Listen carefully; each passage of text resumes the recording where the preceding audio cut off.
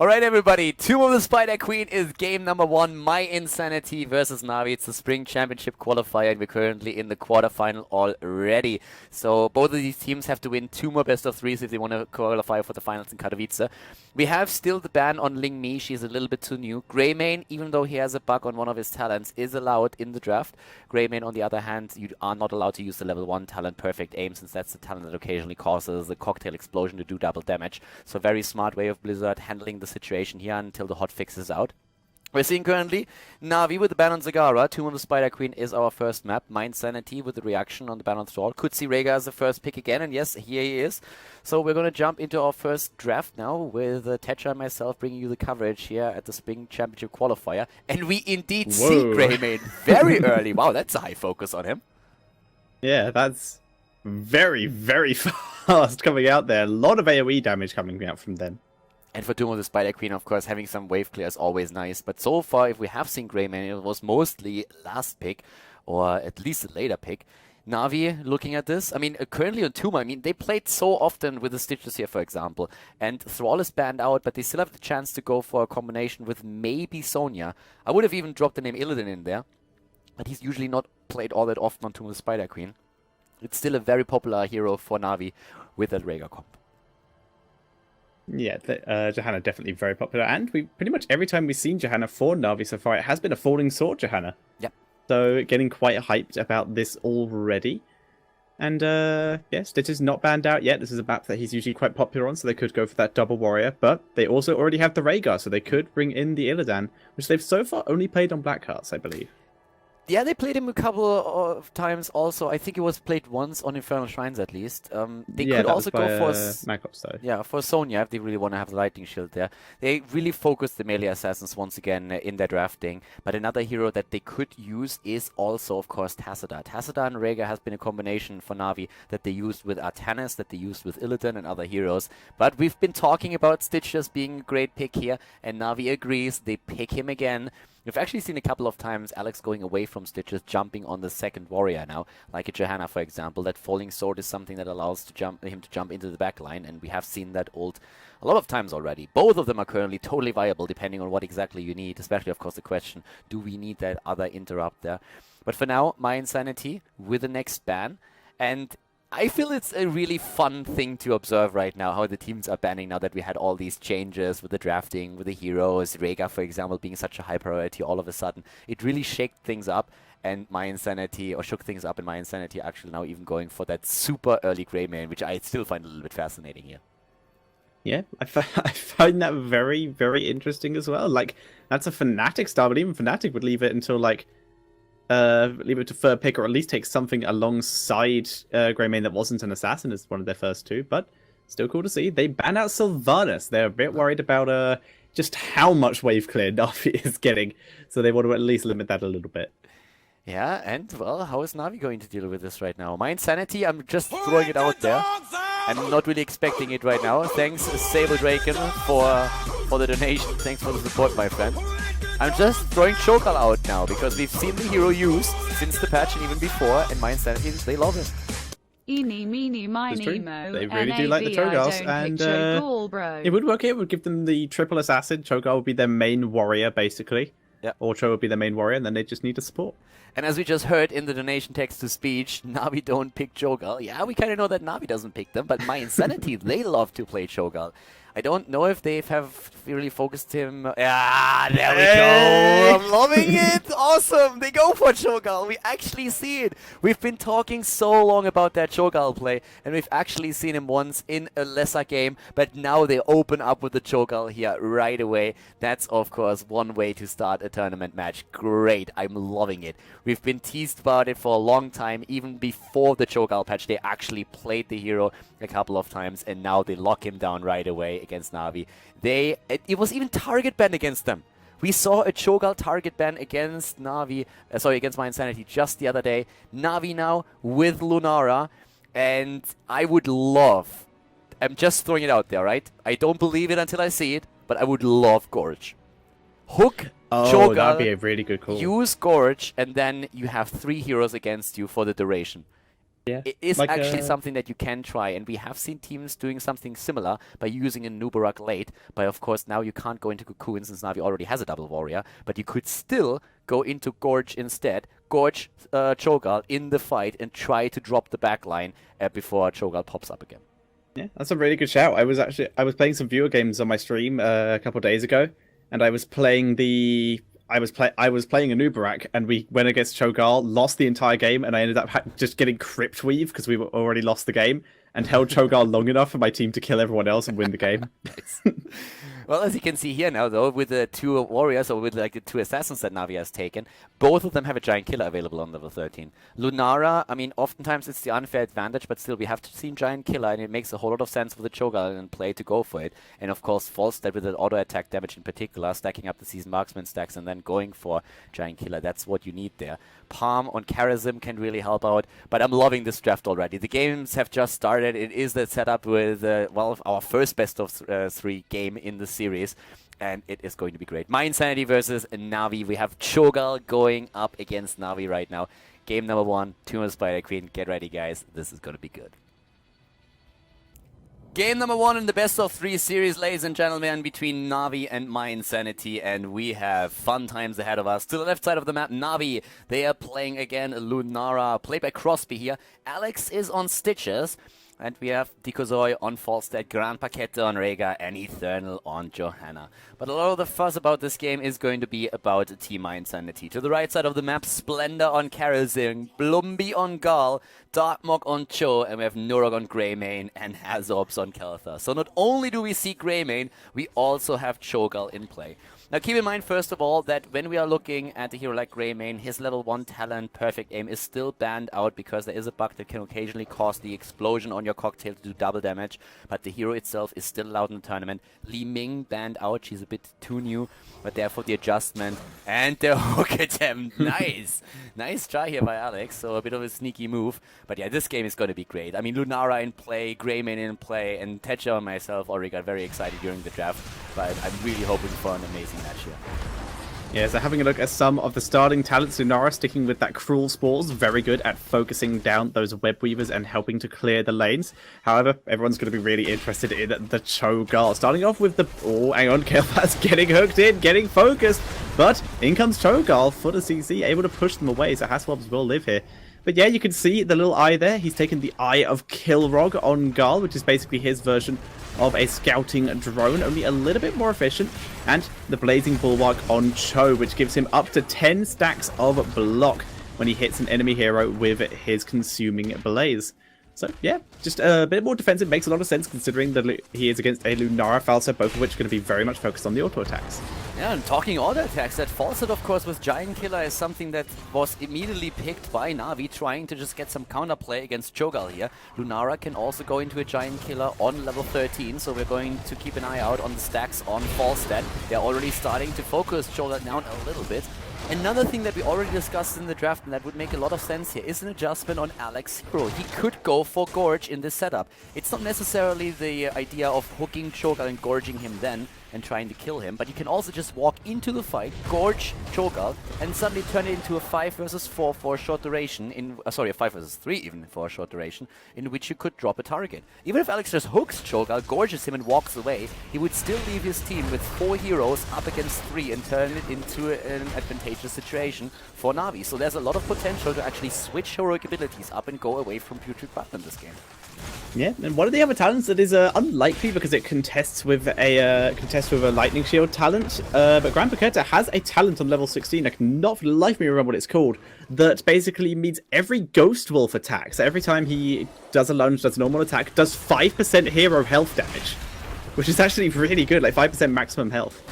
That is actually a really good point as well. I didn't even think about that. Yeah, there's a lot of things that they can do against Cho'Gall here, but it's just like amazing to see that again. Now, mYinsanity was a team, even before the changes to Cho'Gall in the last patch, they have been playing with the hero a lot, and already before the last patch, they were trying to play it in several tournaments, but it was target banned against them by teams that they scrimmed against in the past. So that's another just like indicator of how strong they seem to be with this hero. We have now with level 4 also Norg at the bot lane on his, well, on his Mount around there. Also, of course, Greymane just like trying to keep the lane. Decozoid is getting his stacks up, and everybody else is just rotating between top and middle. We have now with a lot of level 4 talents also here the Putrid Crown taken. We're seeing for Cho'Gall, first of all, having in the case of Cho here the Rune Bomb. And we're also seeing now the rollback as well with a thick skin actually used. Interesting, not the cocktail build for Nurok on Greymane, but a bit of an adjustment that he goes for here now. Yeah, he wants to follow up on that Cho'Gall, just giving him a little bit of sustain. Yeah, and that is definitely going to work for them. I mean, currently it's very cool to see how exactly they are trying to spec their heroes to just like cater towards the composition that is being played here. But Cho'Gall is definitely going to be having a huge impact on this game, and everything else focus on him. I mean, all the talents adjustment that we are seeing, basically just because we have him in the match now. And Darumbi is already starting to move in here. They're trying, of course, to interrupt all the turn-ins, but only 2 more of the gems are missing until we are going to see NaVi with the first Web Weaver wave. Yeah, we're seeing Darumbi trying to turn in the 28 gems they have managed to get so far. And I really like their what they're doing with the Rune Bomb here. So it's just going to constantly be traveling. Really good for interrupting these turnings. Right now they're going very aggressively, trying to body block Eternal and try and catch Crosby, neither of which they're able to do. Good hook by Alex. Rune Bomb actually had to follow Darumbi after he got hooked there. Yeah, and once again, things rolling back. They have to really make sure that they don't get hit by that. So a lot of damage output potentially. The blue Web Weavers are descending again, already at the top lane. Alex is helping out to clear another wave. The wave clear, this part is pretty decent right now. And we have as a level 7 adjustment now, the Wild Vigor taken after the Cruel Spores. So the talents here on Lunara, once again catering towards the situation. We've seen similar adjustments in the recent past. Whereas on Cho'Gall, we're seeing first of all the Edge of Madness taken. And we have now the Power Surge as well as the level 7 talents. Yeah, the Power Surge going to allow Cho'Gall to just use his Q maybe as an escape in case he does get engaged upon. And that Edge of Madness doing a lot more damage on the... just doing a lot more damage, which is going to be pretty good from point blank, which is where Cho'Gall wants to be. Where Weaver's getting cleared up quite quickly. Nurok having a little bit of trouble down in the bot lane though, due to Decozoid being very aggressive, and Splendor arriving. They want to try and take him down, but Falstad with that barrel roll, too hard to pin down. Up at the top lane, Cho'Gall is in a bit of trouble, is able to get away for a moment, but then comes the hook from Alex, and the kill! They can secure all of these gems. Hazops won't be able to move in, so they protect the gems. Splendor is trying to move in to dash back, and he gets a few, he gets most of them. Great save here by mYinsanity. Splendor collects the gems and dashes to Hazops. Well played here. They lose Cho'Gall, which is of course annoying, but at least they were able to secure the gems. That was the most important part for now. Yeah, nicely done by Splendor there, and in the meantime, Nurok has actually been able to turn in his 27, so if Splendor can actually get the gems he picked up turned in, then that is gonna be a Web Weaver wave for the red team. But right now, top lane's a bit too pushed. They're having to spend some time clearing that before they can make a play onto that top altar. Decozo, by the way, is currently on 15 extra stacks on damage for a Seasoned Marksman. It's going to be very important once that we are hitting level 13 for the Giant Killer, so that there's more pressure on Cho'Gall. But overall now, level 10s are very close, and with that heroic ability, it's going to be an amazing situation for NaVi, who once again start to control the flow of the game. Thornwood Vines taken. We're seeing in this case the Blessed Shield over the Falling Sword, which we have seen several times taken, and hopes and dreams have been crushed. There's a reason why Putrid Ground is amazing, and yeah, they go further, the Putrid Bile. They use it here, so unfortunately we don't get to see that fun move with Gorge that we've been talking about earlier, which can be pretty useful, but better safe than sorry. I mean, you still risk quite a lot, and Putrid Bile is amazing for Stitches if he wants to escape and for disengage for the entire team in general. Yeah, it makes a lot more sense. Even Cho'Gall, even though you're not taking Cho'Gall out of the fight, he still has to go through the Bile in order to get his damage off, especially if he does take the Twilight Hammer later on. Otherwise, he's going to be pulling people in. But most of the times, we've been seeing the Hammer. Most times, he has been picked. Yeah, again, the first fort is about to fall. It's a massive problem for mYinsanity that they don't have level 10. They're just like staying at a distance, trying to poke a little bit to get the experience. I mean, even Greymane is now moving back because Nurok realizes that there is going to be a rotation, and they really wanted him. But instead, they take now the fort, and that's the second one that they are able to eliminate. NaVi is currently playing a really great game here. They take down fort after fort and looking very strong. And we have the level 10 abilities now for mYinsanity. Yeah, and it's not the Twilight Hammer. He knows he's going to have trouble, so they're going with Upheaval into Shadow Bolt Volley. And the Upheaval, they could pull into the Phoenix, That is a possible way they could go around this. Right now, Dorumbi chasing down Alex. Alex not using that putrid bile yet. And we are seeing Lunara taking a bit of damage, but no one able to lock her down, and Hasselhoffs took a lot of damage there. Yeah, at the same time, though, we had the Mighty Gust on Falstad because he just said, like, okay, Lunara is getting close to dying. Let's play this safe. We are in the lead. There's no reason for us to risk anything here and take that fight. Let's push them away. Just wait a bit. The cooldown is very low anyways. We also have, of course, next to that, go for the throw taken. Upheaval plus Shadow Bolt Volley. We see the Divine Palm. That isn't really a big surprise here. And we have, again, the teams rotating towards those tribute spots, or those turn-in spots, trying to make sure that they get those gems secured. Especially, of course, since mYinsanity is currently holding 76 gems. Here comes the ult, locking Decozoid down. Falstad is about to fall. Oh, and he escapes just barely. But that was a close call and great damage here from Cho'Gall. Yeah, able to drop a lot of damage there. Good combo with the pull into the Phoenix, but they do need to be landing quite a bit more damage than that. We're seeing Cho'Gall just microing around, just throwing out his Runic Bomb whenever he can. It gets some vision as well, as it does pass. So working out pretty nicely there, but Karasim's still not been able to turn in. He's going to make a play onto top. Sitch is going to try and stop him. Everyone else trying to stop Sitch is getting there, but Johanna comes in for the deny. 24,000 damage on the side of Gall. He's doing very well here. Lunara is also on 20k, so both of them doing pretty solid work on their side for the team. So pretty good numbers here for mYinsanity and NaVi. In terms of kills, we have only 2 kills against 0, and that was Cho'Gall dying earlier today in the game. So now again the turn-in attempt for mYinsanity. They have Splendor with 43. Needs to dodge that hammer, but he's trying again immediately. And that might be the Web Weaver wave. Again, this nice move on Serana's side. Going straight forward for the interrupt here. But Cho'Gall is already zoning, and there's the Phoenix for the exact same reason. Upheaval does not land on anyone. The Shadow Bolt Volley has been used, doing a little bit of damage, but not really hitting that many people. We're seeing right now Greymane getting focused down. He's able to disengage, though. Mighty Gust to stop Dorumbi coming in for any kind of counter-engage. And no one dying in that fight, but once again, the turn-in has been prevented by NaVi. Yeah, and there was, of course, like, mYinsanity was a bit on the clock. There was more or less of a timer on them, because now level 13 is ready for NaVi, and that means that they have the opportunity to use those talents and push the opponent back. They have an advantage, and that secures them the map control.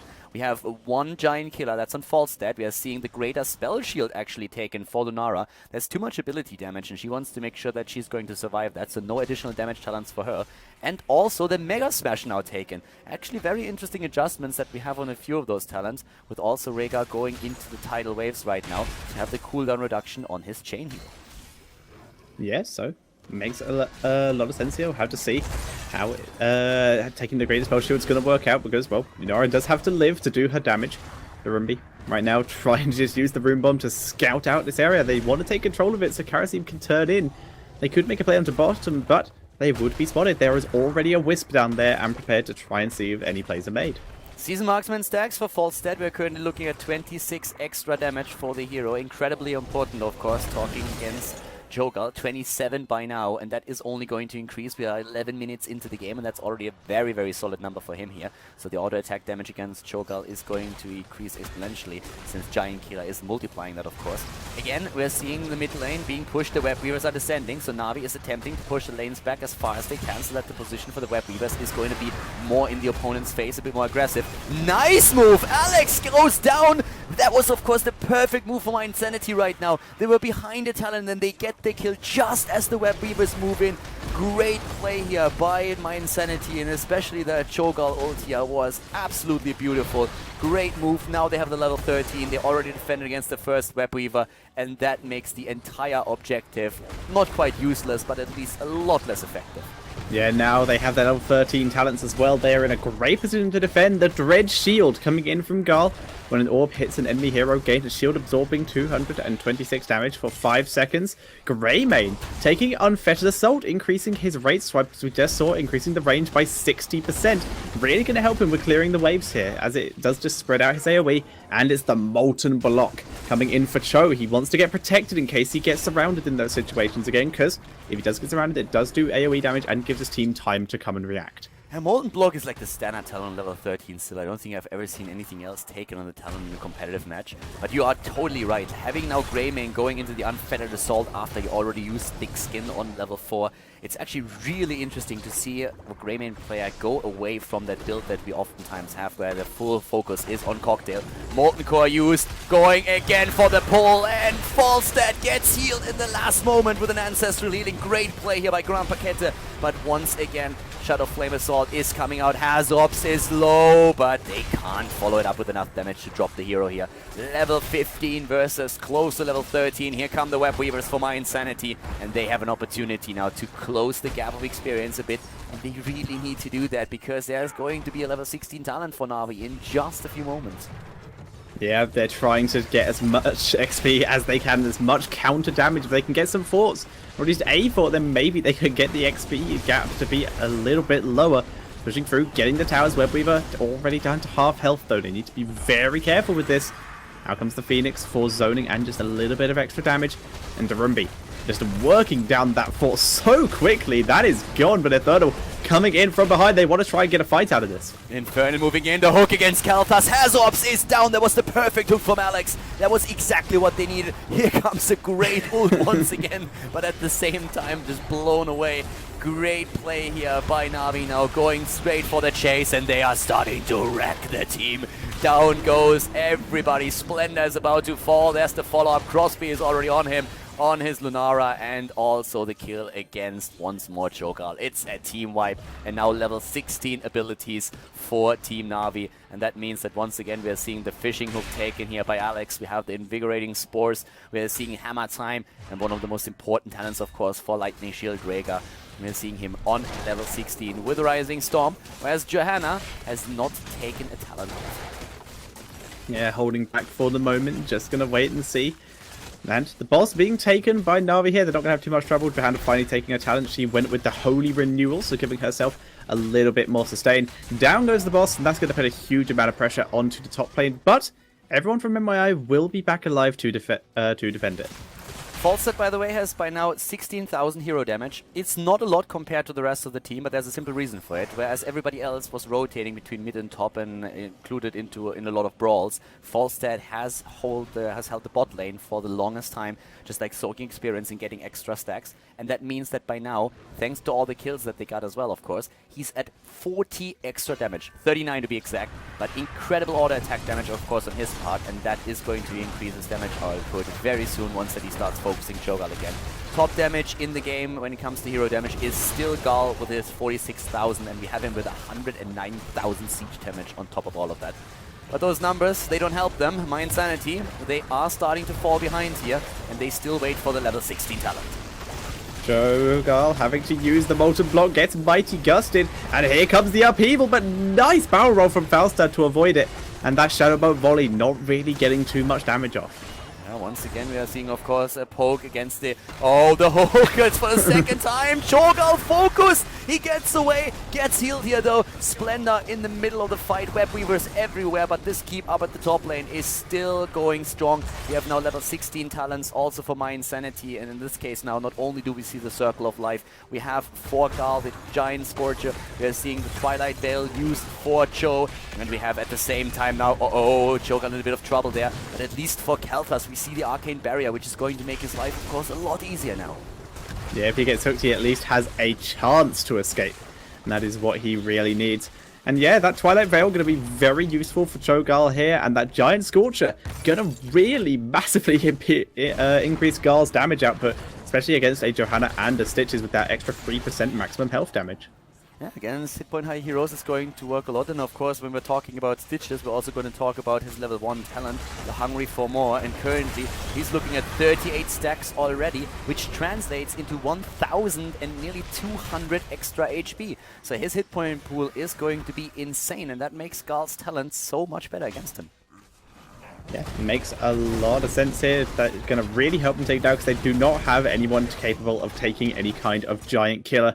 Greymane does have a talent that would allow him to do percentage health damage on the same level as Concentrate Blast, which kind of a must-have for most Greymanes, even with this build, which is more of a hybrid build as opposed to a purely Q-based build.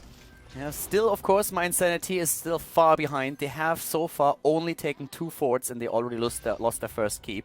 So once again, with 7 kills against 1, we're seeing mYinsanity starting to move up to the top lane now. Level 19.5, close to the Storm talents. NaVi wants to get the final talent in the game before they make any big moves, but they could also try to rely on these hooks again. Alex has been showing some amazing ones and he's trying it again. This time it's not hitting though.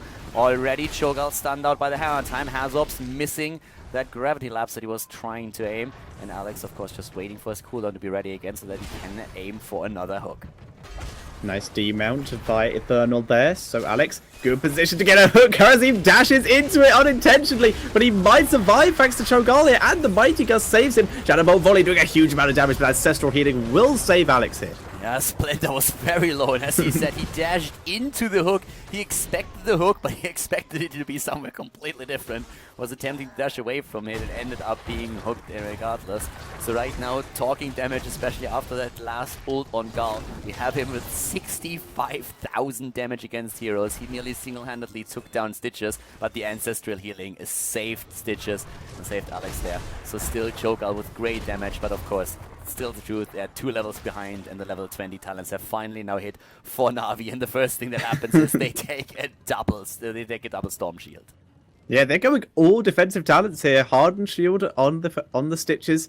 Nexus Frenzy, the only non-defensive talent on the Faster, the double Storm Shield, like you said, and Galloping Gate, which is a talent we don't see very often. It's an 80% movement speed for Lunara for 6 seconds. So pretty fast. So it's going to really help her get out of danger in case she gets engaged upon. Hop, Bambi, hop. 47 extra damage now on Falstad with the Seasoned Marksman, and well, we can all of course imagine how much that's going to hit Cho'Gall once that the Nexus Frenzy is really kicking in and he's able to get all of that extra damage out there with a secret weapon, with a power throw. Like, that is not really a good time to be a hero with a high hit point pool. But still, we have level 20 versus level 18.5, and from that point on, mYinsanity, as you could see, they started to retreat a little bit and start to play this very passive because they know they need experience. Boss is up again, and NaVi's very eager to take it, and that damage output on their hand is insane. I mean, look at those hit points drop. Yeah, that boss will go down so quickly, way before MYI can react to it. Right now, they are too busy clearing their lanes anyway, so down goes the boss. And, well, the keep in top lane has taken a little bit of damage. They may be able to defend it, though, if they all group up and do it together. And if NaVi goes off and does something completely different, otherwise that keep is in some serious trouble.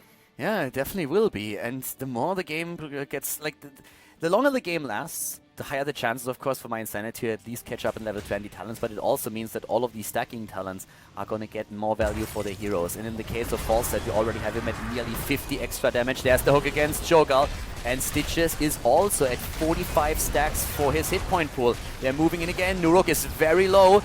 Bambi is delivering a lot of damage. Lunara with great output there. But the keep is down and still a level behind, and it could be that NaVi is trying to go for the kill now. Yeah, they're pushing very aggressively. Nuruk going into Walking Form to just take down this boss quicker, which they really need to do, but he's being messed with by the Tornado, and now the Mighty Gust. NaVi just going for core here. In comes the upheaval. It only catches Grand Paqueta, but this Disakoi doing so much damage, and that is going to be a GG. Nuruk can't do anything. He gets hooked in anyway and killed off, and that is GG, and NaVi will take game number 1. NaVi wins the first game. Cho'Gall has been defeated, even though they did amazing damage, but NaVi with a lead in the series now here at the Blizzard Spring Championship Qualifier.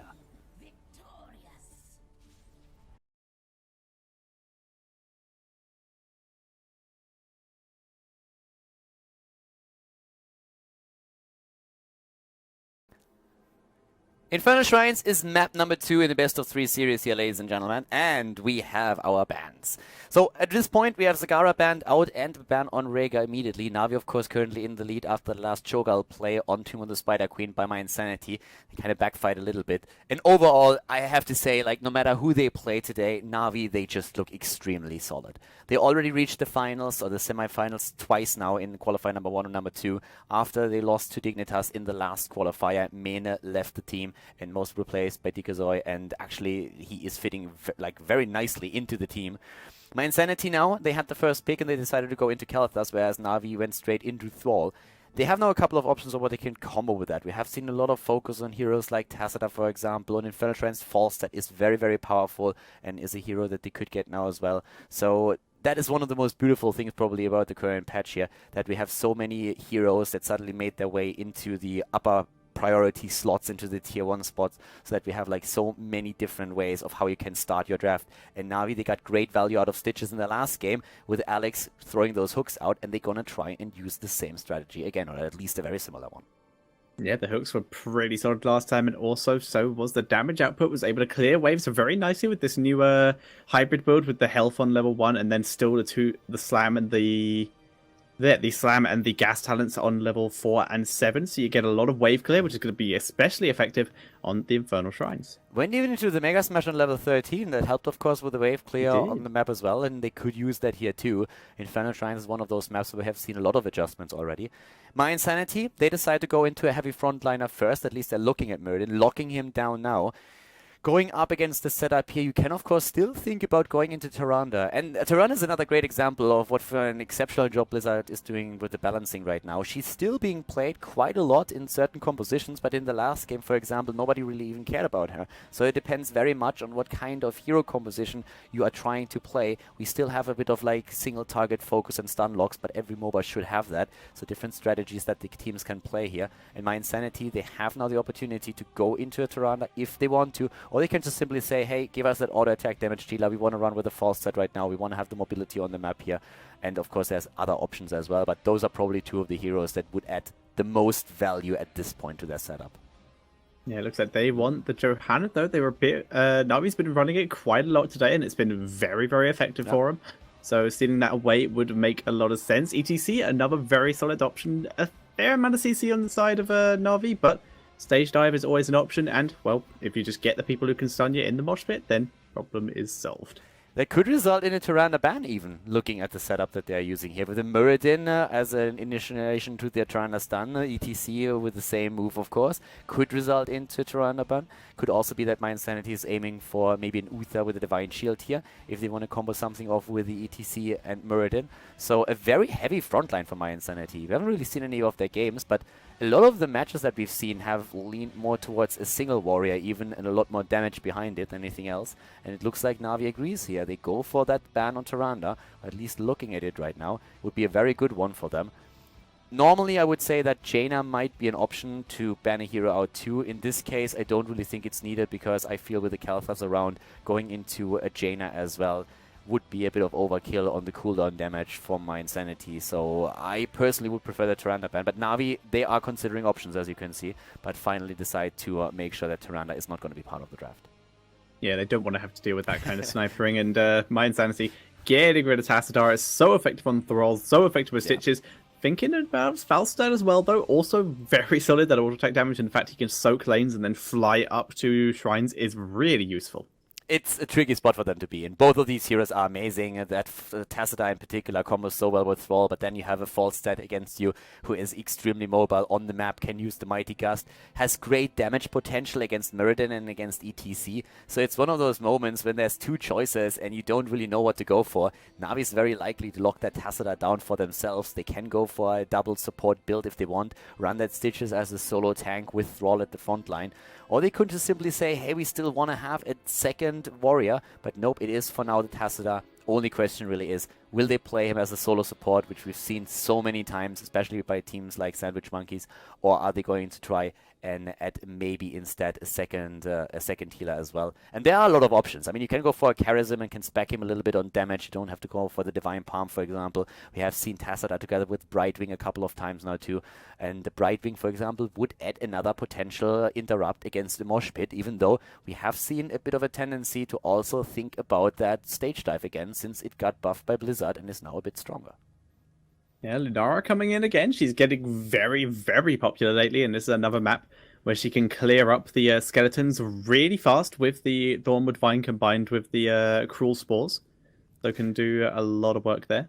Yeah, I like that Navi actually like leaves themselves in a place where they are very, very flexible in what they choose. They can play Tassadar solo as a solo support. They can add a second support, play Stitches as a solo warrior. They have all the options and can react to whatever mYinsanity is going to throw out now. So it leaves them very open. mYinsanity, they need a healer. There is still the opportunity to go into an Uther if they want, but a Charism is, of course, getting a lot of potential out there in terms of heals with 2 warriors at his side, especially after level 16 in the Circle of Life. And they still need probably a little bit more range damage. We've seen... Oh, instead it is an Illidan.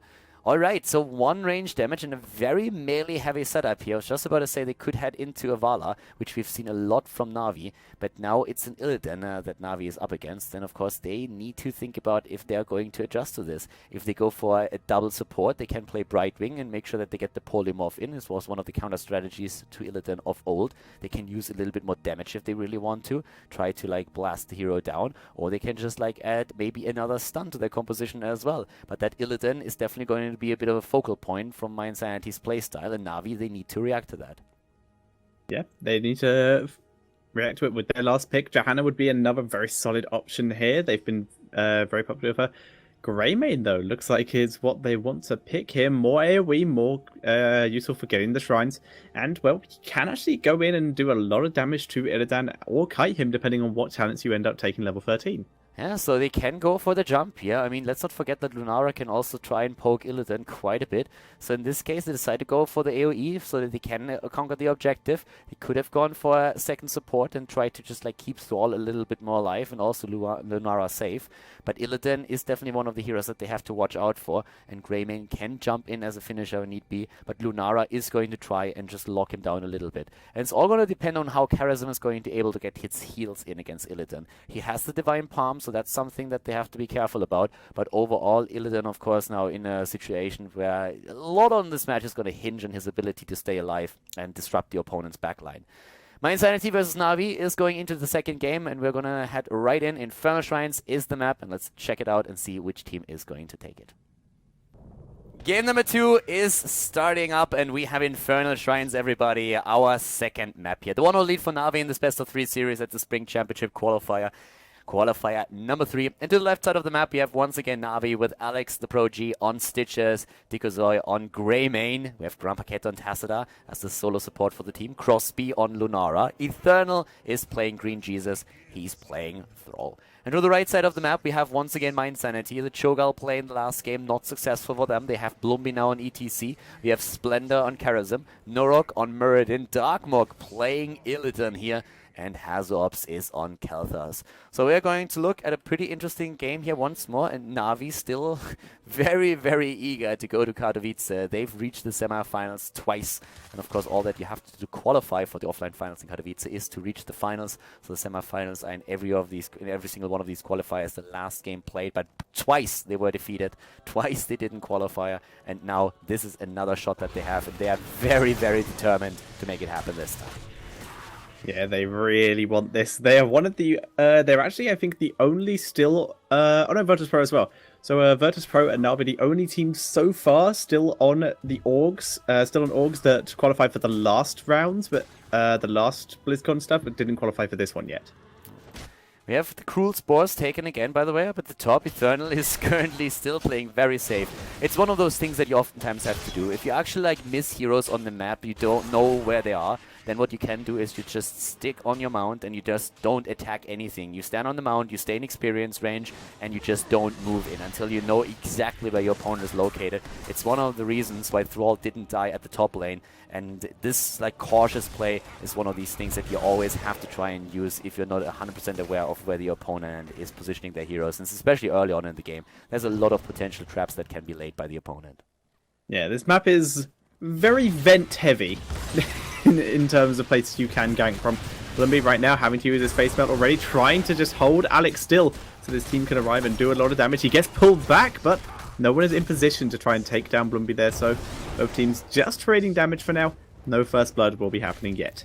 Melee Assassin battle at the top lane, where we have Eternal going up against Darkmog. The first shrine has been activated, or at least has been announced, active as well now. And Hazops is moving in very early, before the level 4 hits actually, which is something that we oftentimes do not see, since the teams are trying to get the level 4 talent first before they actually engage into a battle. Right now they are just poking a little bit, trying to get a bit of an advantage in the minions. But still heroes on lane, and there's the level 4 talent for Na'Vi, slightly faster, and we're seeing it for mYinsanity.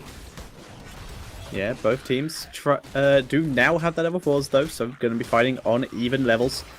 And we are seeing mYinsanity attempting to move in to continue to get them. And right now, Skeleton's pretty much even for both teams. They're both just trying to get them as quick as possible. Darkmog arriving finally, so now it is 5 versus 5 at this shrine. Blubby going to run and grab a fountain quickly, get himself some mana. And this is very close. This is going to be right down to the wire. Yeah, it definitely is. And we have damage talents again for Stitches with a Putrid Ground, going for the Vilegas Infection, and also the Cocktail length increase on level 4 now. More of a talent build that we're used to on Greymane. The teams are fighting for it. Still incredibly close when it comes to the minions. But there's the Punisher, and it ends up in the hands of mYinsanity. Now they're trying to go for the kill, but the Stormbolt misses. Eternal is moving away. Illidan jumping in, trying to hunt him down, but he still escapes. Even Splendor can't lock him in place here. Is trying, of course, to also narrow the path of escape. Blumby is low but gets healed, and in this case now we still have mYinsanity moving away. They are very, very low, need to well up, and that allows, of course, Na'Vi to move in and try to take down that Punisher before too much harm is done. Yeah, they've managed to pull the Punisher into keep and tower range, so it will get taken down before it actually does much at all, other than drain the first set of towers ammo, which does mean that mYi can move in and try and finish it off a little bit later, but they didn't get as much out of it as I expect they would have, and they definitely would have wanted that kill on Thrall. But very nice use of his Wind Fury there, just for the extra movement speed to get out of there, so that he did not get caught out. Yeah, we see that quite often, that you're trying, of course, to get away with a move like that. Nurok in place to actually do with Eternal, and Hazops is moving in now too. There's the attack against Greymane, locked down as well. He did not expect that. And he's able to get away for a moment, but there comes ETC with a finishing blow, slides in and takes him out.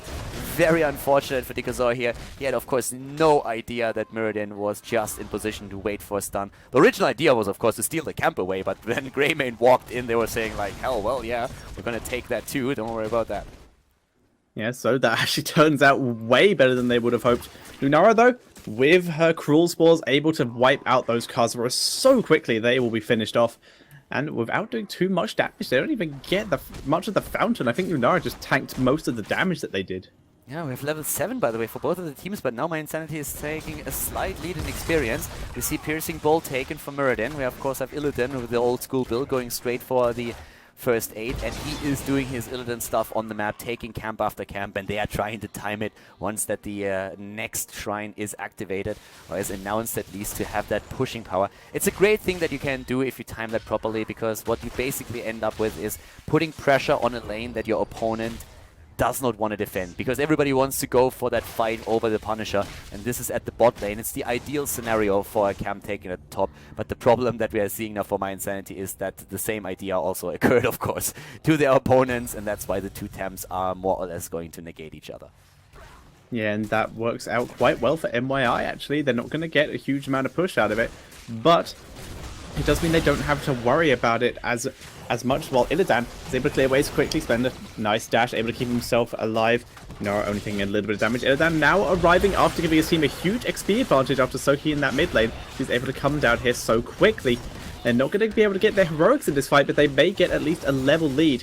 Illidan pulling back a little bit further though, but the amount of AoE damage NaVi is dropping here is forcing mYi to really think about where they take these fights. It's especially the poke that is insane, and also just all that poison that we see around. Alex at the front, always with the cleaver. They're going in again. Oh, Muradin has to jump out already. He's very low. So is Alex. He gets shielded by Tassadar. Now we finally have Carla's Embrace, but Alex is still down. Great focus by mYi. mYinsanity is trying to follow it up with another kill. And Illidan is already jumping in there, going straight for the Stormbolt against Eternal and drop him too. Now Dikazor is in trouble and also eliminated. A triple kill for for mYinsanity. They are able to take down Na'Vi nearly completely. Darkmook is full in the face of the opponent, and now it's the chance to get that Punisher, even though there's only 3 minions missing for Na'Vi. They're still trying to get it, but it results in Crosby now potentially dying as well.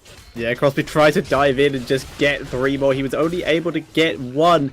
And as such, the Punisher will go over to mYi as well as Heroics. We have Mosh Pit, we have Avatar, the Divine Palm, Metamorphosis, and the Phoenix. So they are prepared, and they're going to be able to push very aggressively with this Punisher. And that's exactly what they do. They have nearly a 2-level lead at this point, 1.5, and they go in for the first tower. They try to jump in for the second, and the kill nearly against Tacita, who has to move away and does so. But Darkmook, he wants him, but he's getting blocked, and now Illidan has to retreat. But you can just see the aggression on Darkmook when he plays Illidan. He is diving deep for these kills and zoning the opponent out. They had to retreat. There was no way for them to save the fort. It is down the towers too, and that lead-in experience that we now see for mYinsanity is out of this world. Yeah, they are starting to grow slowly more and more ahead, but level 10s are now available for Na'Vi. We have Putrid Bile, Go for the Throat, Force Wall, the Thornwood Vine, and Sundering. So the Thornwood Vine especially going to give a huge amount of AoE damage on the Shrine fights because it can be mostly spammed. ETC getting hooked in, taking a lot of damage. Lunara just doing so much, but the palm will save Bumby for now. But he just gets focused again and will get taken out. That damage output that you see from Na'Vi is absolutely crazy. It's really interesting to watch these fights now because there's so much potential momentum for both teams. Once you lock down a kill, Na'Vi can start to jump in with really Lunara in the back being totally safe and dropping the poison damage. Greymane at the front and also Eternal, of course, pushing the opponent back and really running into a bloodlust rage. Whereas at the same time, if we're seeing a kill for mYinsanity, they can use that Illidan to chase down everybody. So it's very unlikely that we're in those team fights only see one of those heroes die and then safely disengage. It's just so difficult to do that against the heroes that you see there. Greymane has a lot of chasing potential and so does Illidan. So the aggression from both sides is absolutely incredible, and it just depends on that first moment, that first drop in one of those fights to allow one of the teams to snowball it completely. Yeah, this is very true, and also just the longer the fights go on, however, Na'Vi are going to keep coming out ahead just due to the amount of poison they're dropping in the fights. Like you said, we have Stitches with his slam, he's just infecting everyone every time, and Lunara now has a lot of AoE thanks to Thornwood Vine, so she's just going to be able to continuously drop damage over time, which is going to really leave Karazim quite low on mana very quickly, and if you start damaging Karazim, then he's going to have a lot of trouble staying near enough to continue healing. Yeah, and Lunara alone has already 20,000 damage here. We have Greymane on 19,000 as well. So both of these heroes are currently leading the charts here in hero damage, doing very well. mYinsanity, though, is the team that takes the earlier level 13 talent. And we still half a level away before Na'Vi is going to reach that. And the Shrine has been announced and is now active up at the top. And it currently means that mYinsanity is going to get the earlier grab at those minions. We're seeing also Chain Bombs coming now into play. Definitely not making Na'Vi's life easier. Same time, Illidan is a lot safer now thanks to his evasion talent on level 13. And we have Relentless plus Groupies taken. And Na'Vi is now slowly starting to make their way up to the top to depush the last wave and then go in with 13 versus 13. Yeah, and Groupies is just fantastic here for to fight against the composition that Na'Vi is running. Just continuously heal, which is going to really help against the poison. Like we said, right now we're seeing Norok taking a little bit of damage from the lightning. Illidan just not giving a crap that Stitches is right next to him and is just continuing to farm.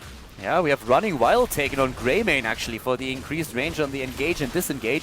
Nuruk is being attacked now and forced back, and Na'Vi takes over the position on the Shrine. They have 20 of these minions already, especially the Thornwood Vines, as you already said earlier, doing a lot of work. Hook attempt unsuccessful. The cocktail dropping again. Kel'Thas moves in. Phoenix in play. Here comes mYinsanity. They're going in and they're trying to drop the targets. ETC is already on the move. Eternal is moving back. Here comes the Avatar form as well. Oh, the mosh pit hitting one, hitting two.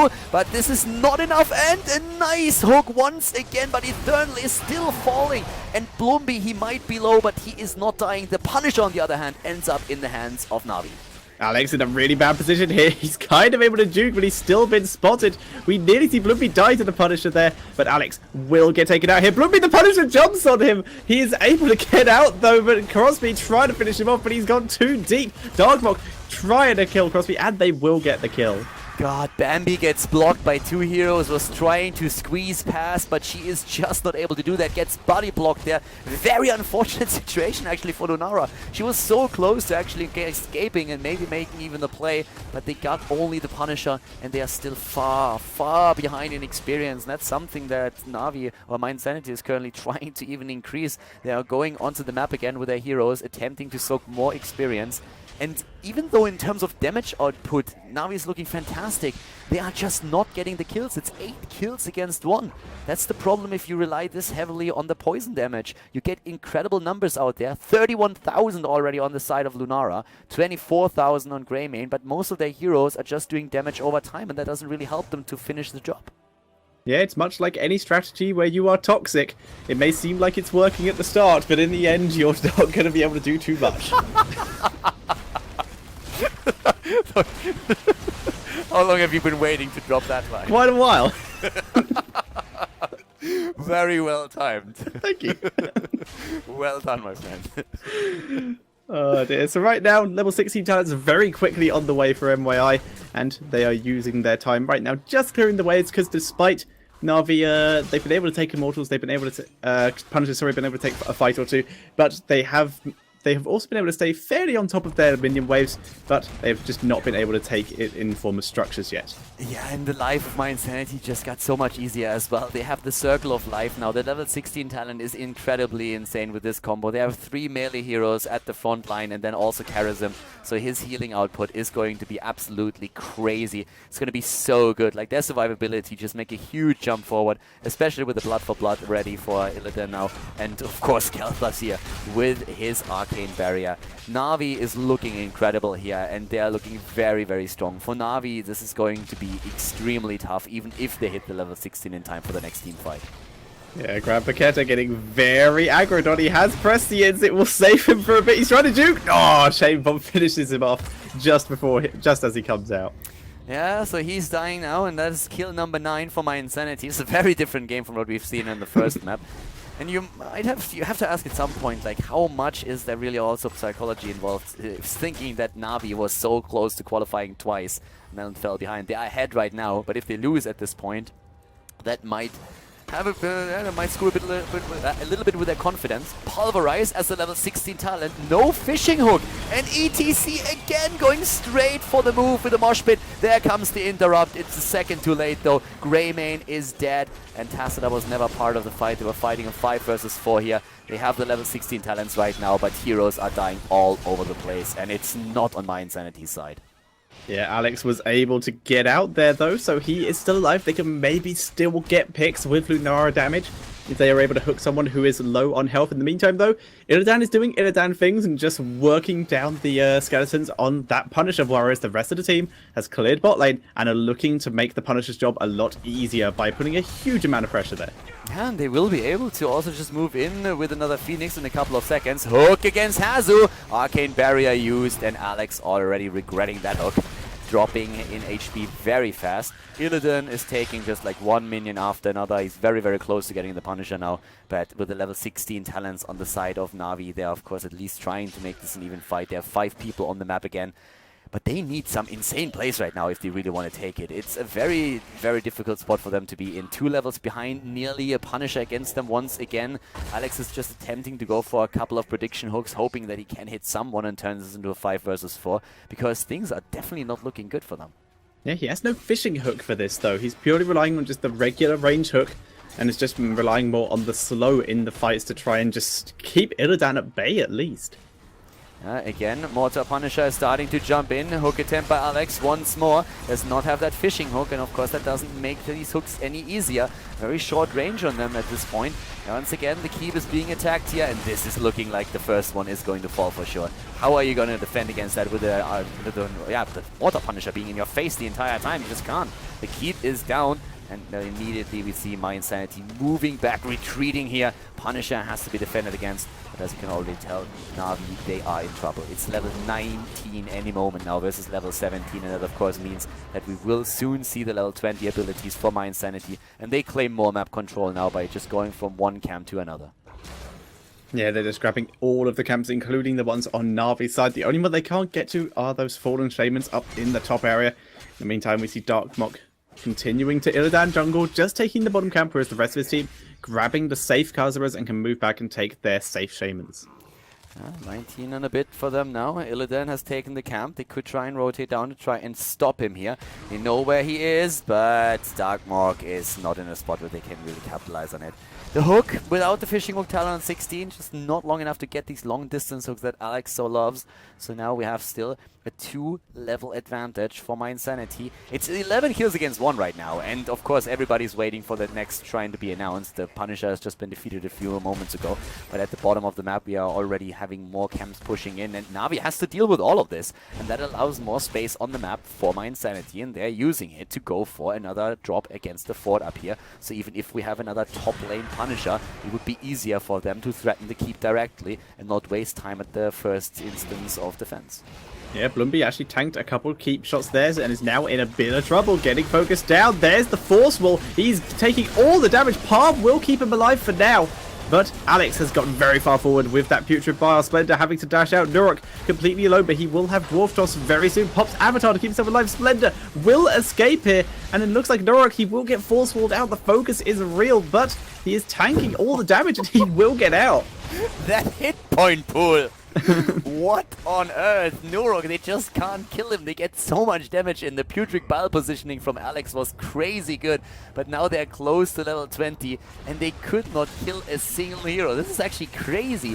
Muradin survived so much. Look at the damage output here. 53,000 on Lunara alone, but they just don't get the kills. It's their biggest problem. They get the damage out, but they spread it too much. They can't really focus on a single target here to drop it. Once again, the battle is starting, and we are seeing an immediate focus on Crosby, and he is down. Lunara is dead. She dishes out a bit of more poison damage, but that doesn't help them at all. And now, of course, we have another Punisher about to end up in the hands of mYinsanity. It's going to be an Arcane Punisher, and they are looking great here. Yeah, they found Tassadar, tried to sneak away through their own jungle, but they want to try and finish him off. He's getting quite close to fort. They're trying to body block him. Alex trying to come in for a hook and grab Baketa, getting stunned. He's getting very close to escaping, and he will get out. Nice force wall, forcing Blumby to take a little bit more damage too. Yeah, mid lane still, that Punisher is of course being worked at by Darkmok, who's going from one minion to minion, just ignores the rest of the game, and well, he can, because Navi is not crazy enough to move into the shrine right now and try to take it here, since they don't have the level 20 talent, but we also have now the demonic form taken and the Bolt of the Storm on ETC and also on Kel'Thas. mYinsanity is controlling the flow of the game very nicely and is now attempting to push with the Punisher throughout mid lane. Yeah, so down goes the fort before the Punisher even gets to it, and the tower as well before it could even land the auto. So the Punisher, full health, is prepared to push all the way through, and well, we're going to see mYi to try and take the keep here with the help of that Punisher, but it's taking a huge amount of damage. The focus from NaVi very effective here. Yeah, good focus for them, but they might still lose that keep. If they lose Tassadar, then that's going to be inevitable. They can keep him alive for a bit longer, but the keep is just falling too fast in hit points. The Punisher is jumping in, and keep number 2 is now down.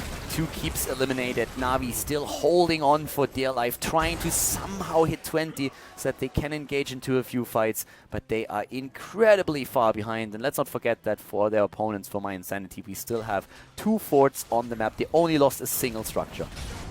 Very close hook there. Alex desperately trying to do the regular, just grab anyone to give his team a chance to claw back. Hills will get them closer to that 20 where they can now fight on even levels with mYi. But for now, they're having to just hide in their base, soak minions, and gain as much XP as they can. Well, once again, we're seeing that hook and the lockdown attempt against Hazords, but it's not successful here. And again, we have NaVi trying to poke from a distance, getting experience here. They're getting closer and closer to the next talent. But of course, the problem for them is that there's only 1 keep left in their base. And that's the one that they have to defend, but the level 20 talent could help them here, of course. It's something that they have to rely upon. And yeah, it's just still blowing my mind how much damage they have and how little kills they got. Too much poison damage here. They have nearly twice the amount of damage on the board that mYinsanity has. But they have like only 1 kill. 1 single kill that they were able to get. Yeah, but they have finally managed to get their level 20s. Hardened Shield on the Stitches. We have the Hunter's Blunderbuss on Greymane. Storm Shield on Tassadar. The Galloping Gate once again for Lunara, and Bolt of the Storm on the roll. So a bit more defensive on the talents. This might allow them to maybe last a bit longer in the fights so that they can try and turn them a bit around and let the poison do its work. Yeah, they need to try and do something here. If they can get a couple of kills, they might be again. I think Alex is never ever going to go again for that level 16 talent. The Pulverize is of course great during the fights, but the amount of hooks that he missed just because it didn't have the range, I lost count. I mean, it was at least 5 or 6 already, and he must be very frustrated at this point. Yeah, it is very unfortunate for them. Alex, just going to be clearing up the waves though. It does really help with that due to the reduced cooldown on the slam as well. Very important here. The slow, very effective as well. They're finally beginning to push in. Shields are preloaded on everyone. Alex had one. It has now already been destroyed. Gets a new one. And we're still seeing the skeletons getting taken very quickly by MYI. But this is basically the last chance for NaVi to fight on even levels. They are pushing very aggressively, and this is looking quite familiar. Yeah, and it indeed is, but the problem is there's the well up now, and this is the moment when NaVi is going to have to face the music. Already the approach, Myrddin at the front, ETC jumps in, here's the mosh pit, doesn't hit anything at all. That was definitely a missed one. Phoenix is in play now too, Illidan is already on Greymane. Greymane is getting shielded, everybody's rotating away. Nice force wall after the hook here, still isolating them though, but we have Grand Paquette in a bit of trouble. Bloomby dashes in again, Tassadar is escaping somehow, Eternal trying to stay alive. Oh, the damage, and there's the kill! Finally against ETC, but Thrall is down too, and Greymane is falling. Oh my god, it looked like we could maybe see NaVi snowball against mYinsanity and come back into this game, but far from it. Instead, it is mYinsanity who completely obliterate the lineup of NaVi, and they are just moving straight for the core right now. Only Tassadar is alive. Great job here by mYinsanity. Extremely well played. The coordination in the team fights was absolutely exceptional, and that draft definitely won them the game here as well. Very well played.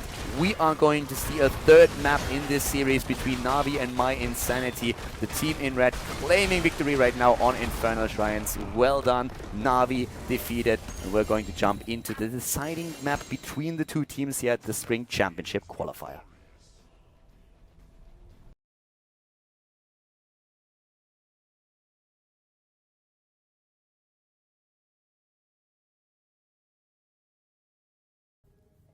Game number 3 actually, sorry, for mYinsanity versus NaVi is now starting with a draft. So the third game to decide which team advances to the semi-final of the third qualifier for the Spring Championship finals in Katowice. Cursed Hollow is the map, and NaVi, they don't waste any time with a ban on Thrall. mYinsanity could counter with Zagara, which has been, or with Rhaegar. Both of them are very, very popular bans right now at the beginning of the game.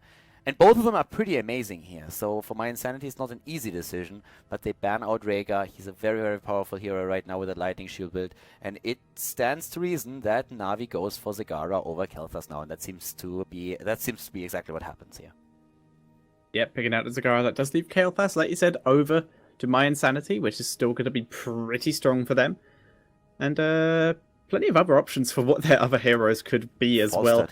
Yeah, Falstad would be lovely here, getting the split XP, getting the just the auto attack target damage would be absolutely lovely. And it just shows how much the meta is shifting nowadays, that we're no longer seeing Tyrande in the first picks and first bans, but we still see her every now and again. Yeah, and we've seen games where Tyrande was neither picked nor banned. Right now, we could see that Falstad, Kael'thas Falstad is a very strong opening in the current meta. You get a lot out of it. Of course, there's a couple of adjustments that you can make as well. I mean, we've seen a lot of a focus on heroes like Tassadar too, depending on what kind of setup you play. Depends a bit on if you want to run with an Illidan, for example. We have still a Sonya that is available. Probably not going to be such an early pick here. But yeah, so mYinsanity has the opportunity to go into Falstad now. Great, because of the Mighty Gust, can steal bosses away, can zone if you want to take a boss, and you can also just like fly in for tributes. But mYinsanity prioritizing that Myrddin very highly. It's very interesting to see that, since talking Myrddin, we have seen a move a bit away from him after the last patch. He's still being chosen though, but most of the teams don't prioritizing him this highly. So going from team to team, you see very different priorities on warriors oftentimes. And mYinsanity is one of the teams that really loves to play with Myrddin, whereas NaVi is starting to lean more towards Johanna as one of their main frontliners. So it's pretty cool to actually see how much personal preference by now influences the drafts or certain choices for roles as well. Na'Vi, though, seeing as Falstad was left unattended, very much considering it, and would be a very strong pick for them. They have a lot of single target damage with the combination of those Hunter Killers and the Falstad auto attack, and even Sonya adding into that with her Seismic Slam. So very good, very aggressive build. If Kale gets caught out of position here from Na'Vi, then that could be very deadly. So maybe a Stitches ban out by mYinsanity just to prevent that kind of separation. Could be a Tassadar too. I mean, you have a Sonya against you, so a Tassadar is oftentimes chosen with that. But as you said, Stitches has been one of the constants in the constant elements in the draft of Na'Vi. So banning that out definitely not a problem, especially of course with Kel'Thas being around. And let's face it, Curse Hollow is one of those maps where it can be very tricky if you're going up against the Stitches and you are trying to channel one of the tributes.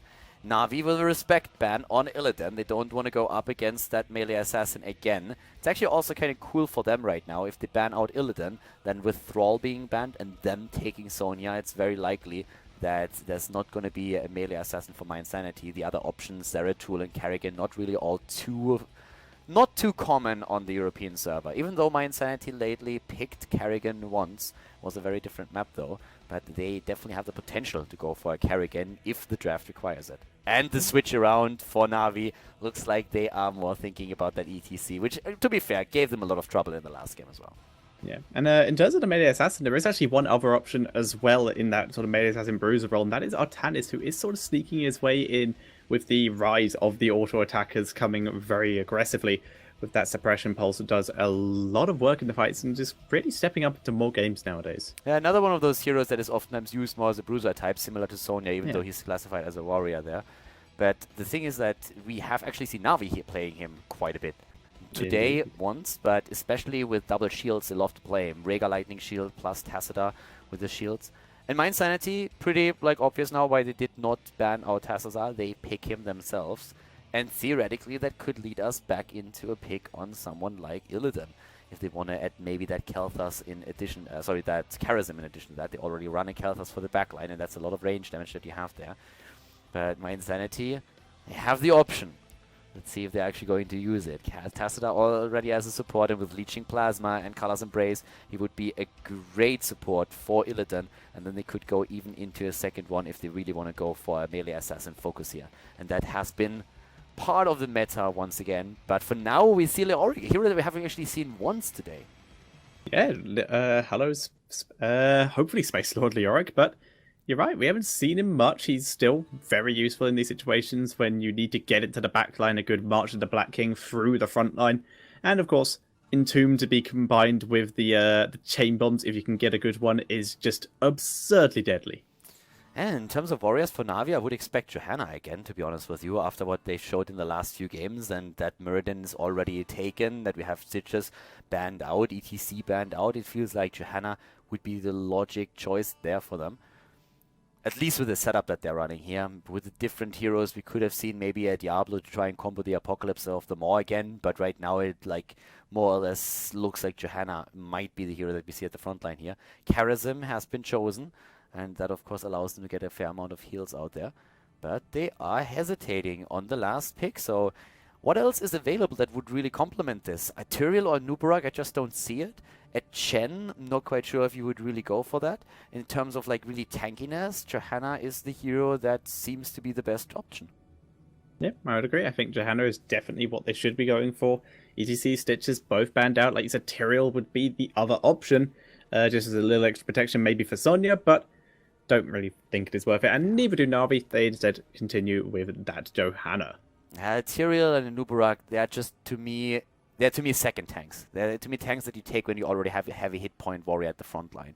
And that's not really what they have. It would be a very aggressive setup, but they decide against it, and I like that choice into Johanna. And mYinsanity, they are now picking Greymane. So again, we have Greymane chosen. We already saw him in the last game for Na'Vi. Was not quite successful, but now mYinsanity is trying to show them how it's done. So Cursed Hollow, ladies and gentlemen, is going to be the last map in this best of 3 series, mYinsanity versus Na'Vi. And I guess let's jump right into it and find out which team advances to the semifinal. Game number 3, everybody, the last and final map in the series here, and the team that takes it will advance to the semifinals to get a shot at Katowice, the offline finals for the Spring Championship Qualifier.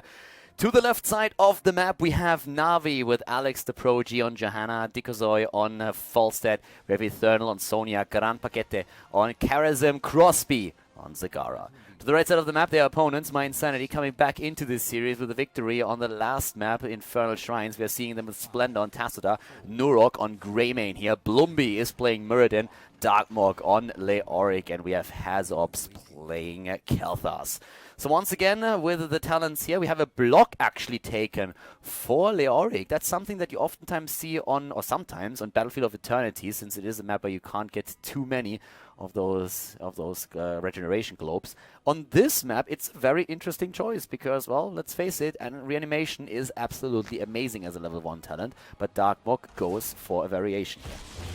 This is true. I would expect this is maybe just due to, one, the incredible amount of auto attackers on the side of NaVi, and two, due to the fact that NaVi have a lot of long-range poke with the extra range on Hammerang, Zagara's abilities, and the shield glare on Johanna. So these tribute fights are going to be long and extended.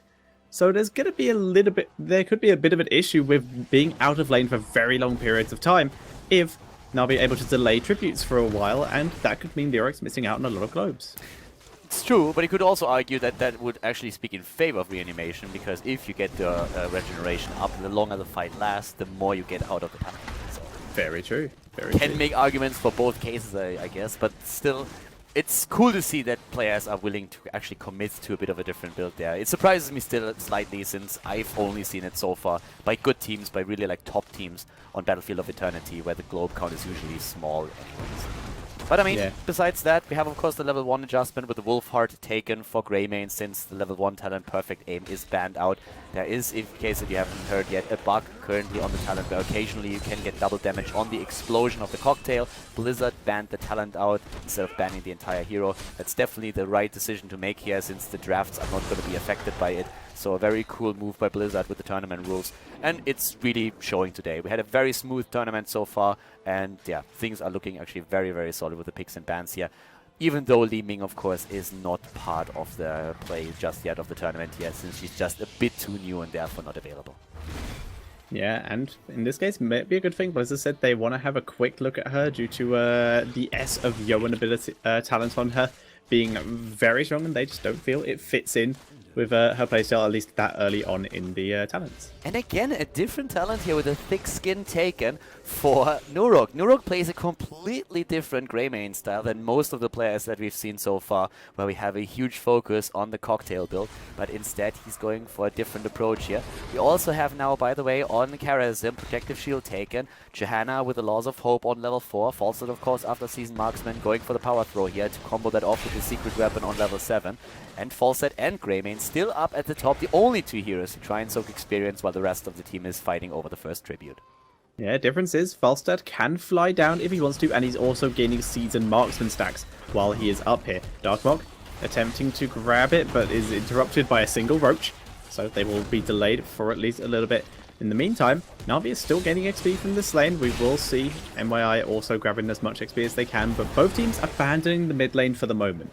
Yeah, there's nobody in the mid lane for now. You're certainly right about that. Sometimes we see a Kel'Thas rotate to the middle once he sees a big wave and try to obliterate that fast enough to get experience before heading back down.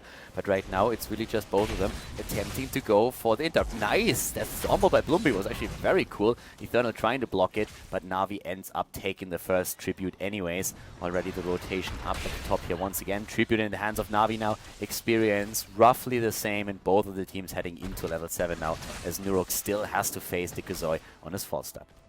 Yeah, he's taken a little bit of harassment thanks to that extra range, the Power Throw coming in from Falstad on level 4, so he needs to be a little bit more careful, maybe start running maybe up or down as opposed to directly away from the ability coming towards you. But yeah, for now, Blumby hanging around. They want to see if they can catch Dikozoy, sorry.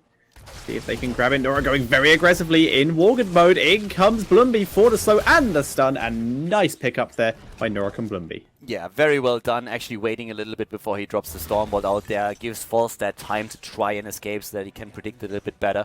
And that's, of course, a great kill here this early on already against Na'Vi. So for now, mYinsanity with the first blood in this case. We have also the Paralyzing Rage taken for Leoric. We've seen Fission Bombs now on level 7. Whereas Conviction for Alex has been taken on his Johanna.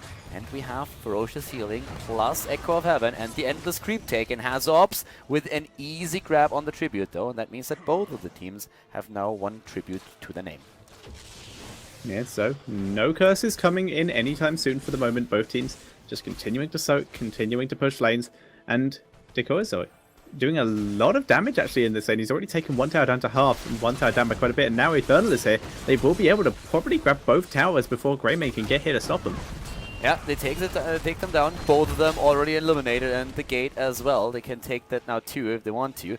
We're having already a camp about to be taken on the other hand by mYinsanity. But there's Na'Vi now trying to contest that. Alex is on the spot and they are really trying to claim it now. They have everybody here, and now comes the jump on Blumby. Na'Vi were the very solid move, stealing that away, not losing anybody in the process. And they even put pressure onto Darkmok, who they might not be able to kill. Actually, they will. They take him down. They drop Leoric, they get a kill, and therefore the experience and a slight lead.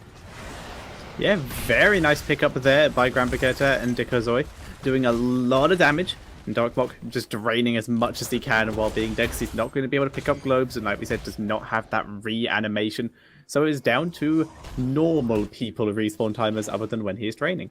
We also have, at the same time, 2 of the towers still taken out, and that is a huge leading experience that we have now for Na'Vi, so they're very likely to get that tribute since they have the earlier level 10, and it's a little bit doubtful that mYinsanity is going to commit to it. He could soak until 10 and then try to go for it, but with good zoning, unfortunately there's nobody there to zone.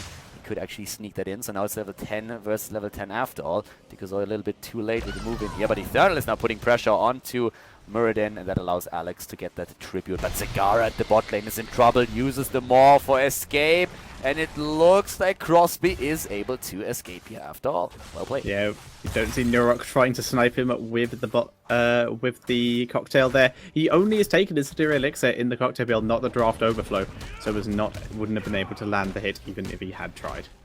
Top lane once again, we have a bit of pressure against the fort here. Overall, Na'Vi's doing a very good job pushing the lanes. Like, they've taken down a lot of the towers, they've been able to drain them of ammunition. They have Zagara, of course, doing her thing and also like spreading creep at the same time. It's a very solid job by Na'Vi here. In regards to kills, we saw the early first blood going straight to mYinsanity, and it's 1 for 1. But we already have a boss attempt with Zagara and Eternal. So they're trying to go for boss. It's a little bit sneaky considering that it's still even talents. They have to be really fast with this. Blumby is realizing that something is happening, but there's already Johanna. Everybody's moving down, and as Na'Vi has to disengage, it also translates into them have just wasted a horrendous amount of time with not getting anything out of it. Yeah, boss gets leashed, goes back to full health. Leoric taking advantage of the fact that Na'Vi are busy hanging around the bot lane trying to find a kill. Is instead just going to take advantage of this time to clear up these mercenaries and grab the minion wave worth of XP. He's also quite near to the tribute, so he can rotate down quite quickly after he's finished up in the top lane. Fawcett is there as well, though. He's already in the middle of the map, and Alex is now moving in as well. The teams have to go for the tribute, especially if Na'Vi takes it. They will get the first curse, and that's of course something that they're aiming for as we speak.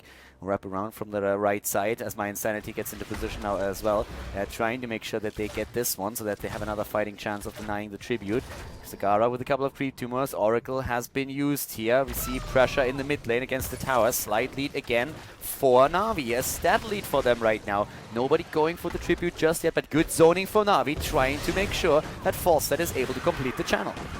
Phoenix will delay this for the moment though. Darkmok draining off of Johanna, doing quite a bit of damage and healing himself, but Dikozoy doing a large amount of harassment damage with that long-range hammerang, keeping Darkmok quite low and forcing Tessa to just continuously spam the shield. It's a nice flame strike from Kael'thas, continuing to delay this, and the long-range poke coming in from MYI is very hard to deal with.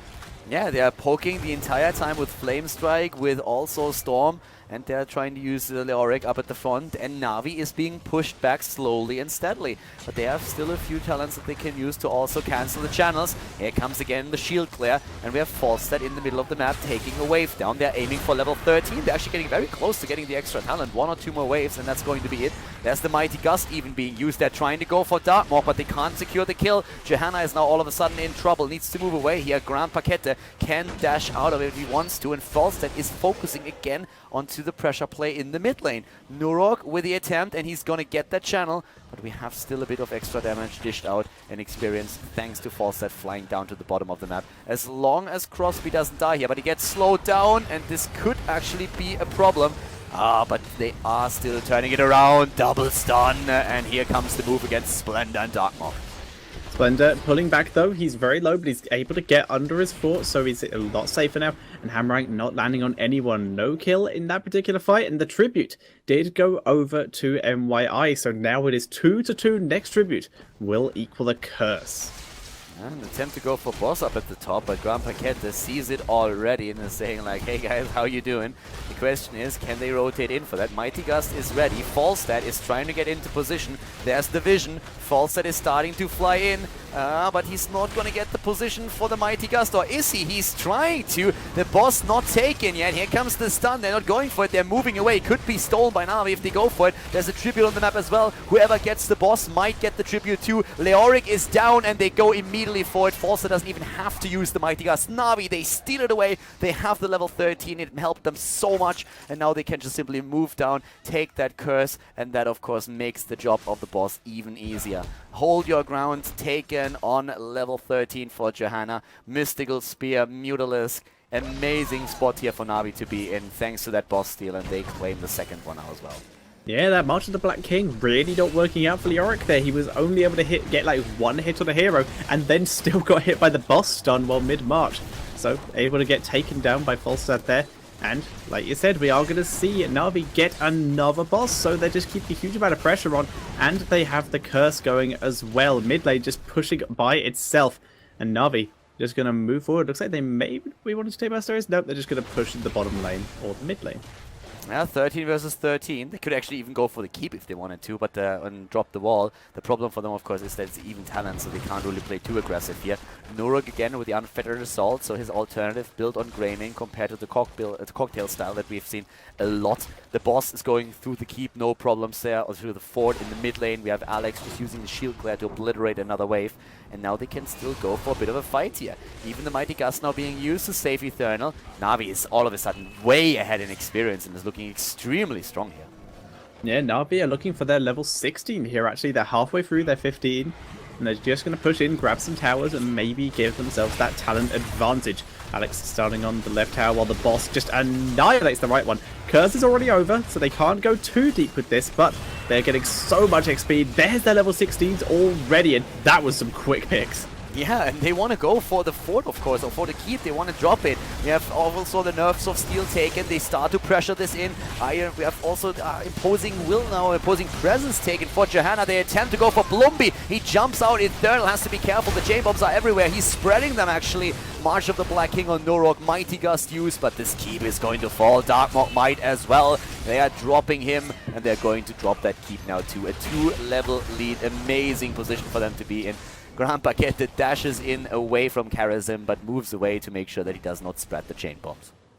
Yeah, very nice play from Grand Paquette there. And that is going to allow Na'Vi to move into the mid lane, just clear up everything. And with that keep down, we're going to see MYI spending a lot of time in the bot lane, just making sure that it doesn't overpush. Yeah, also now more camps taken. I mean, at this point, we have, of course, a massive lead for mYinsanity. Sorry, for Na'Vi. mYinsanity, they have to stay passive. They have to try and soak experience, and Na'Vi is exploiting this as much as they can. They have currently 4 heroes pressuring the mid lane a little bit. They're going to go from camp to camp, stealing away whatever they can. In this case, it's the Bruiser camp that they're trying to go for.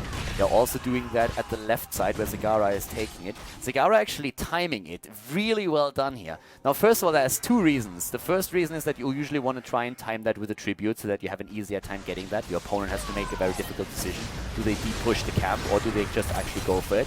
That's a little bit of trouble. Second reason is that they were going for the second Bruiser camp at the same time, and if they would have taken the one to the left side, mYinsanity would have realized immediately that there has to be one hero split from the rest of the team and could have taken a 5 versus 4 battle. So in this case, it worked out for them, just like delaying the camp for a little bit longer, and they're going to take it right now so that they get an easy pick on the tribute. Yeah, so right now we see Na'Vi wrapping around that tribute area, and yeah, they can grab this whatever. They don't need to grab it now, they're just going to leave it and grab it at some point later. Yeah, they're even waiting longer because they have the talent lead, and they're saying, well, we have the talent lead already, we're going to get that anyways. But that means that they're going to let that lying there for ages. I mean, there's no Falstad around against them, or no stealth hero that could just sneak in and claim it. And they're going to wait a bit longer for it. But yeah, it's actually kind of interesting to see how much they commit to that timing aspect.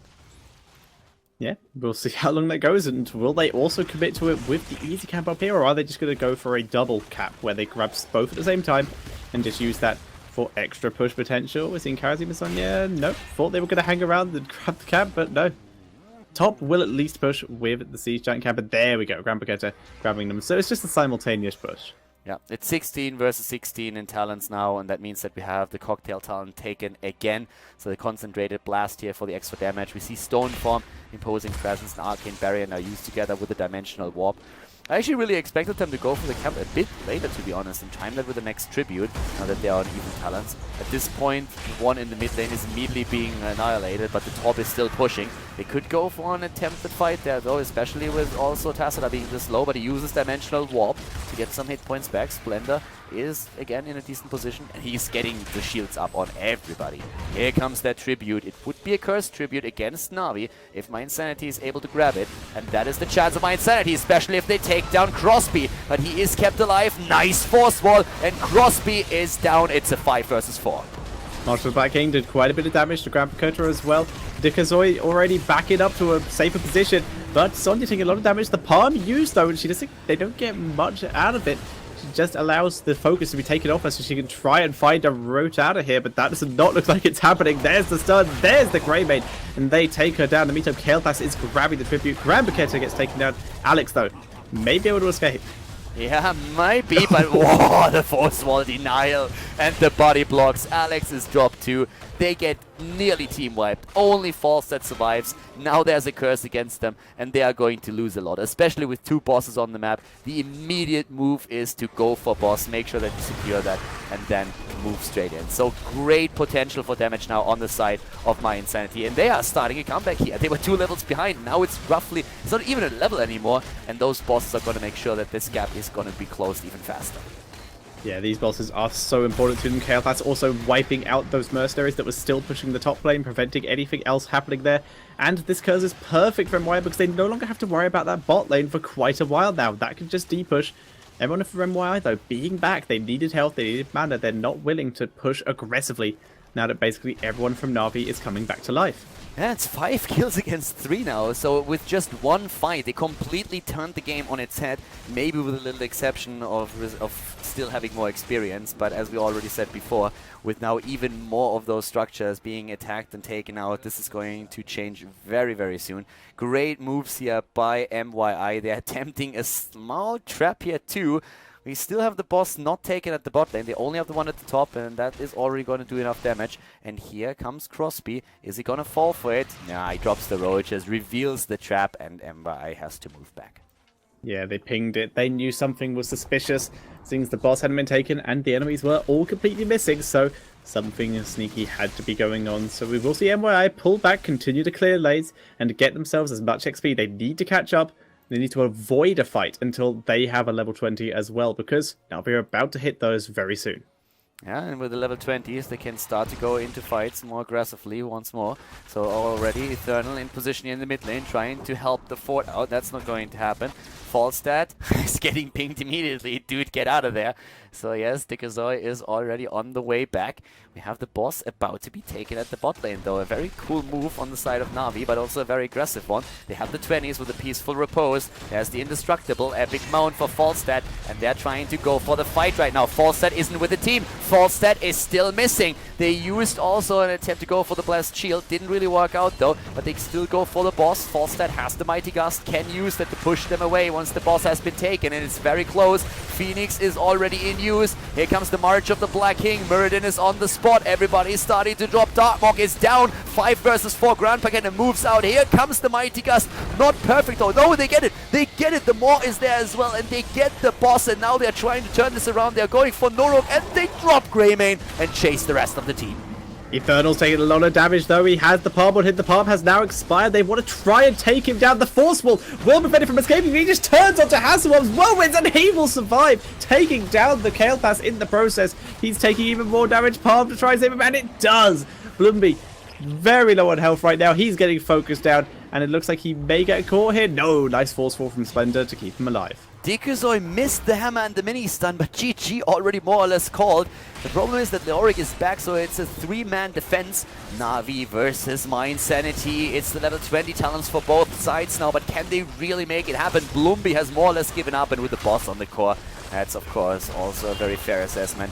They kill against mYinsanity. NaVi, they advance to the semifinals. Great play, a 2-1 victory here on Cursed Hollow, and NaVi advances for the 3rd time to the semifinals to try and qualify for the finals in Katowice. And that, ladies and gentlemen, is GG and the end of another series here on Khaldor TV with Heroes of the Storm. So once again, we have another video finished, and I hope that you enjoyed the commentary and that you liked the game, of course, as well. It was a pleasure casting the match for you, and if you guys really enjoyed it, then make sure that you give that video a thumbs up on YouTube. And of course, if you haven't subscribed to the channel yet, feel free to do that too. If you have friends that are interested in Heroes of the Sports esports scene, then definitely recommend the channel to them, or just show them the video if they want to see like a bit how the pros are drafting here, especially of course when it comes to the North American scene, European scene. And I mean, these days we even have a couple of Chinese games on the channel here, so I hope that you enjoy that as well. That being said, thank you very much for watching again. I'm going to see you guys next time with more Heroes of the Storm content here on the channel. Have a great day and enjoy your week, and see you soon. Bye bye.